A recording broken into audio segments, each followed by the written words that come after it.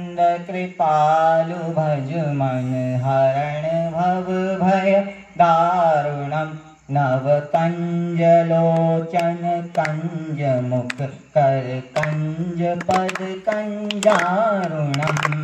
कंदपण अगणित अमित छवि नवनील नीरज सुंदरम कटपीत मानहु तड़ित रुचि सुचि नवमी जनक सुतावरम भजु दीन बंधु दिनेश दानव दैत्य वंश निकंदनम रघुनंद आनंद कंद कौशल चंद दशरथ नंदनम सिर मुकुट कुंडल तिलक चारु उदारु अंग विभूषणम अजानुभुज सर चाप धर संग्राम जित खर दूषणम इति वदति तुलसीदास।